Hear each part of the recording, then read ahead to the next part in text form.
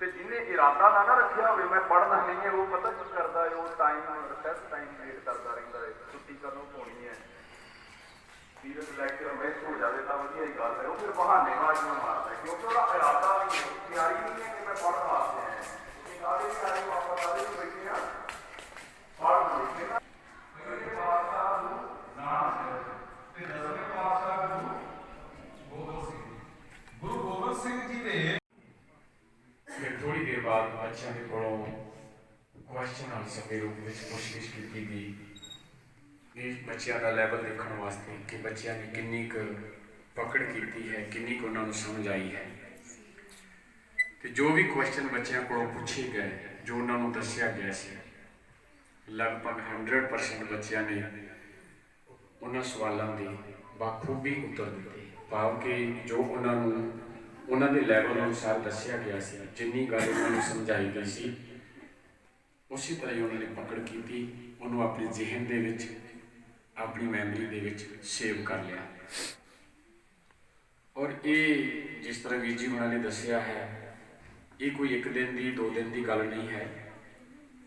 ਸਾਨੂੰ ਰੋਜ਼ਾਨਾ ਜਾਂ ਜਦੋਂ ਵੀ ਸਮਾਂ ਮਿਲਦਾ ਹੈ, ਉਸ ਵੇਲੇ ਆਪਣੇ ਬੱਚਿਆਂ ਨੂੰ ਘਰਾਂ ਦੇ ਵਿੱਚ, ਸਾਡੇ ਪਬਲਿਕ ਪਲੇਸ, ਧਾਰਮਿਕ ਸਥਾਨ ਜਾਂ ਜਿੱਥੇ ਵੀ ਅਸੀਂ ਪ੍ਰਬੰਧ ਕਰ ਸਕਦੇ ਹਾਂ, ਆਪਣੇ ਵਿਰਸੇ ਦੀਆਂ ਗੱਲਾਂ, ਗੁਰਬਾਣੀ ਦੀਆਂ ਗੱਲਾਂ, ਇਤਿਹਾਸ ਦੀਆਂ ਗੱਲਾਂ, ਗੁੱਡ ਮੈਨਰਸ, ਚੰਗੇ ਵਿਚਾਰ, ਇਹ ਦੇਣੇ ਬਹੁਤ ਜ਼ਰੂਰੀ ਹੈ।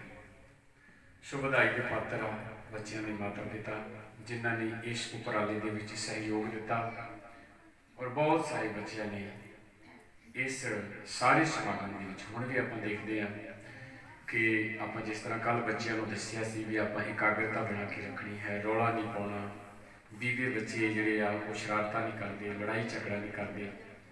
ਸੋ ਸਾਰੀਆਂ ਗੱਲਾਂ ਅਗਰ ਆਪਾਂ ਬੱਚਿਆਂ ਨੂੰ ਦੱਸਾਂਗੇ, ਕਈ ਵਾਰ ਅਸੀਂ ਕਹਿ ਦਿੰਦੇ ਹਾਂ ਬੱਚਿਆਂ ਨੂੰ ਬਾਹਰ ਲੈ ਕੇ, ਨਹੀਂ, ਜੇ ਕਲਾਸ ਦੇ ਵਿੱਚ ਟੀਚਰ ਬੱਚੇ ਨੂੰ ਗਾਈਡ ਕਰਕੇ ਬਿਠਾ ਸਕਦਾ ਹੈ, ਸਾਇਲੈਂਟ ਜ਼ੋਨ ਬਣਾ ਸਕਦਾ ਹੈ, ਤੇ ਇੱਥੇ ਆਪਾਂ ਵੀ ਬੱਚਿਆਂ ਨੂੰ ਸਹੀ ਤਰੀਕੇ ਦੇ ਨਾਲ ਗਾਈਡ ਕਰਕੇ, ਜੇ ਬੱਚੇ ਗੁਰਦੁਆਰਾ ਸਾਹਿਬ ਦੇ ਅੰਦਰ ਆਉਣਗੇ ਨਹੀਂ ਤੇ ਉਹ ਸਿੱਖਣਗੇ ਕਿੱਥੇ?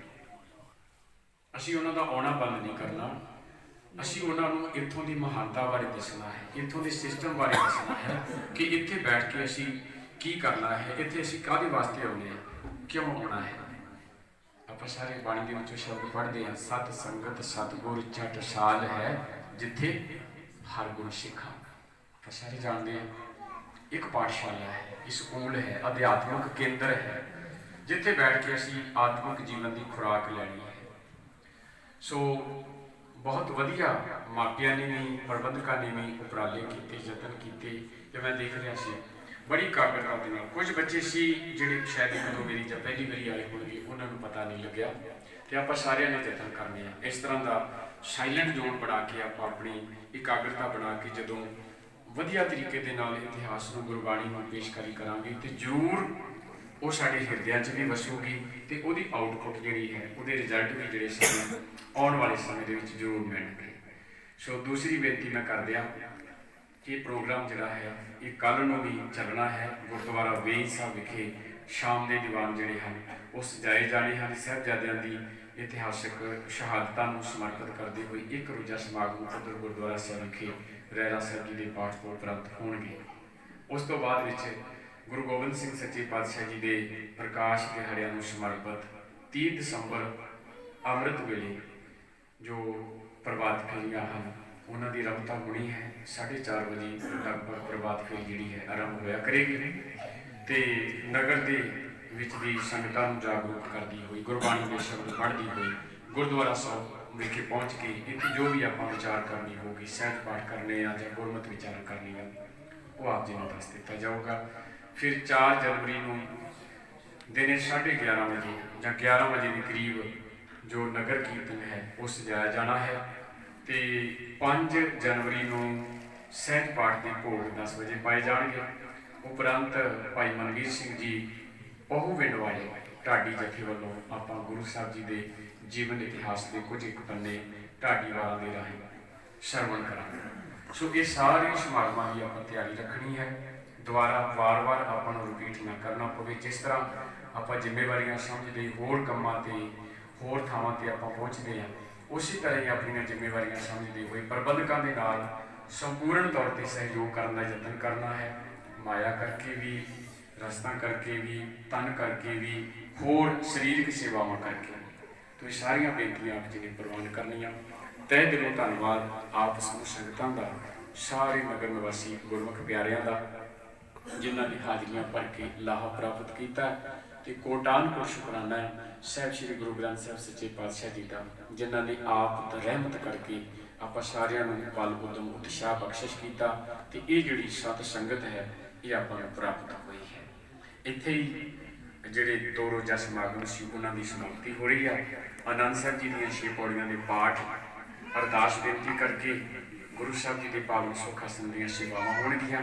ਕੜਾਹ ਪ੍ਰਸ਼ਾਦੀ ਦੇਗ ਬੜੇ ਹੀ ਨਿਮਰਤਾ ਸਹਿਜ ਦੇ ਨਾਲ ਲੈ ਕੇ ਫਿਰ ਆਪਾਂ ਗੁਰੂ ਪਾਤਸ਼ਾਹ ਜੀ ਦੇ ਜੋ ਸਾਡਾ ਇੱਕ ਸਿਸਟਮ ਹੈ ਲੰਗਰ ਤੇ ਪੰਗਤ, ਉਹ ਪੰਗਤ ਵਿੱਚ ਬੈਠ ਕੇ ਬੜੀ ਅਦਬ ਸਤਿਕਾਰ ਦੇ ਨਾਲ ਗੁਰੂ ਕੇ ਲੰਗਰ ਛਕਣੇ ਹਨ।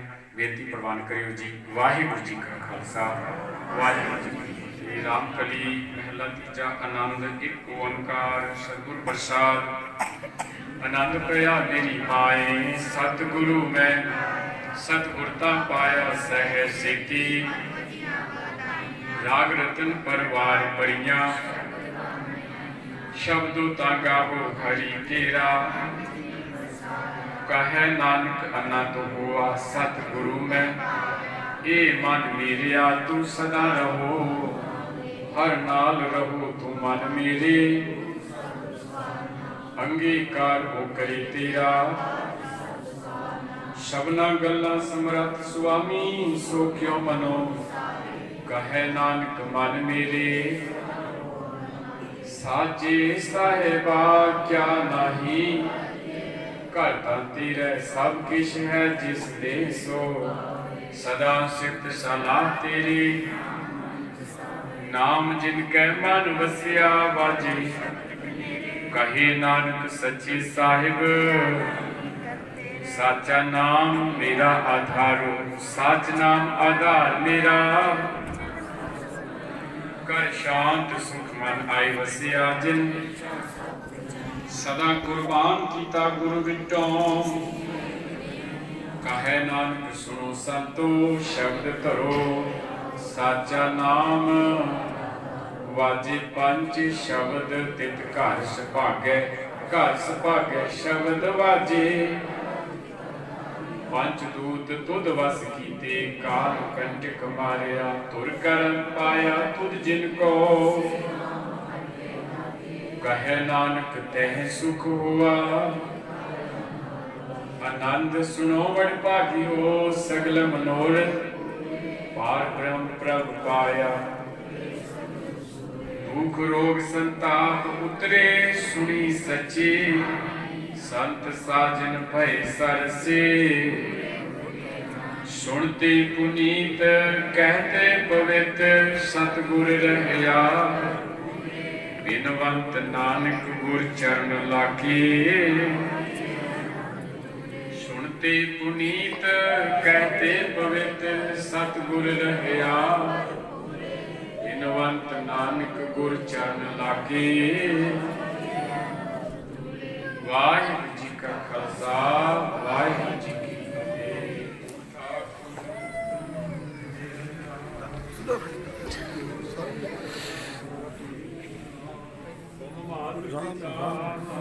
ਬਾਰਕ ਤੇਰੇ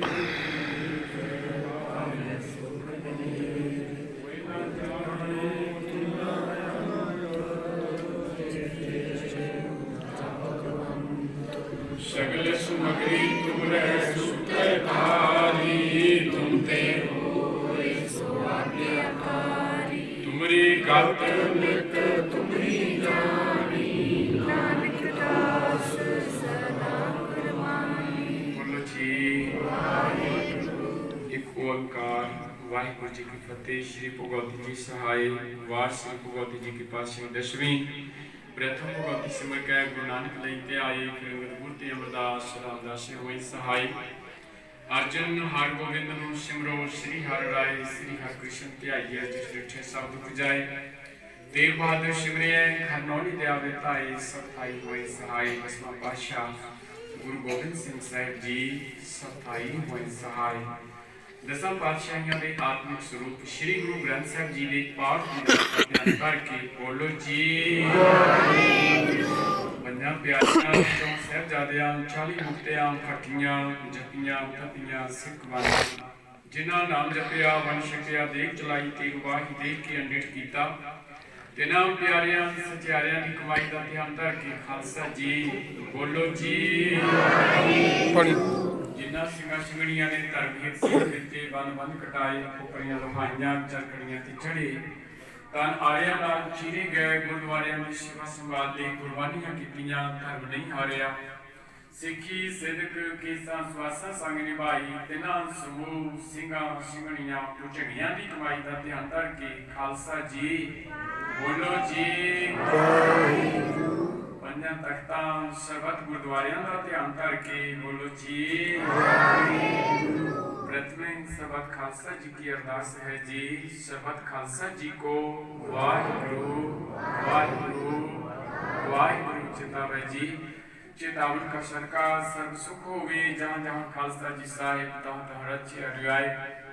देख देव फतेह बिद की पैज पंथ की जीत श्री साहिब जी सहाय। खालसा जी के गुल वाले बोलो जी। सिखा नूं सिखी दान केस दान रहत दान विवेक दान विसाह दान भरोसा दान दाना शिवदान नाम दान श्री ਅੰਮ੍ਰਿਤਸਰ जी ਦੇ ਇਸ਼ਨਾਨ ਚੌਕੀਆਂ ਝੰਡੇ ਬੁੰਗੇ ਜੁਗੋ ਜੁਗ ਅਟਲ ਧਰਮ ਕਾ ਜੈਕਾਰ ਬੋਲੋ ਜੀ।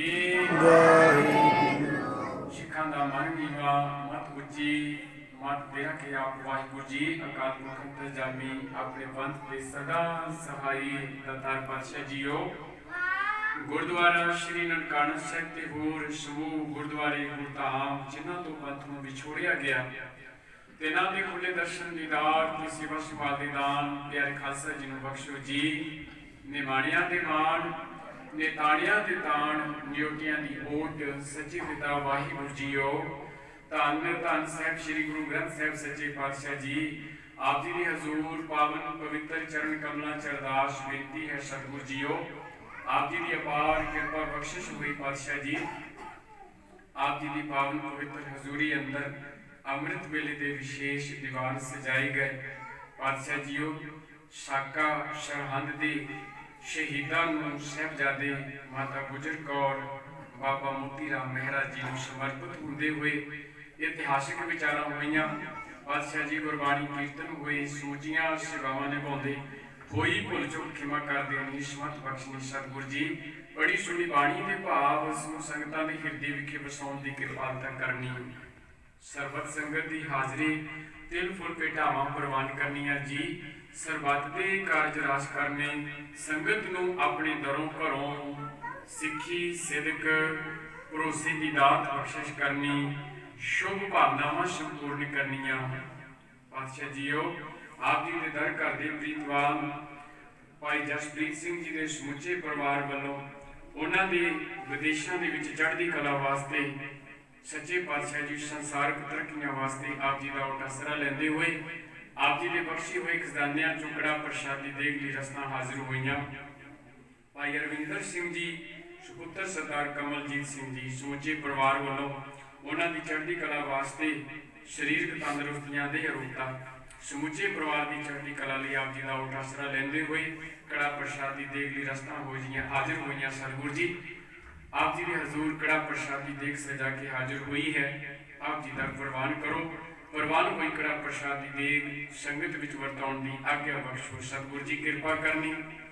दोनों परिवारों नूं चढ़ती कला आपसी प्रेम प्यार इतफाक सुख शांति बख्शिश करनी।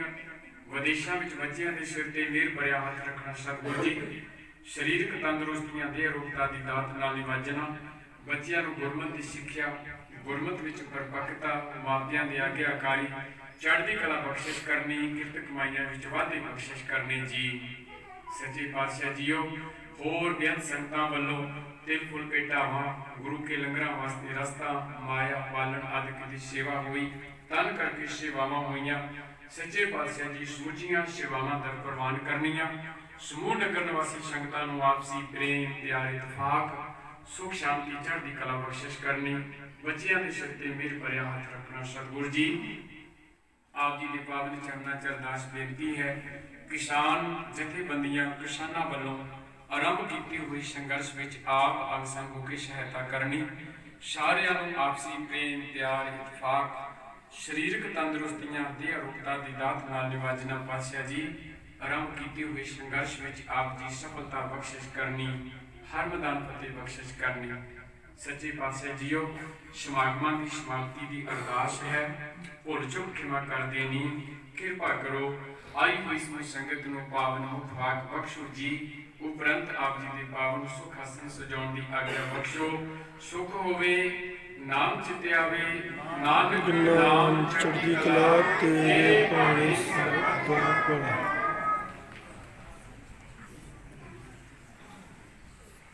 ਵਾਹਿਗੁਰੂ ਜੀ ਕਾ ਖਾਲਸਾ ਵਾਹਿਗੁਰੂ ਜੀ ਕੀ ਫਤਿਹ। ਦੋਹਰਾ ਆਗਿਆ ਭਈ ਕਾਲ ਕੀ ਸਭੇ ਚਲਾਇਓ ਪੰਥ, ਸਭ ਸਿੱਖਣ ਕੋ ਹੁਕਮ ਹੈ ਗੁਰੂ ਮਾਨਿਓ ਗ੍ਰੰਥ। ਗੁਰੂ ਗ੍ਰੰਥ ਜੀ ਪ੍ਰਗਟ ਤੁਰਾ ਕੀ ਦੇ, ਜੋ ਪ੍ਰਭ ਕੋ ਮਿਲ ਬੋ ਚਾਹੇ ਰਾਜ ਕਰੇਗਾ ਖਾਲਸਾ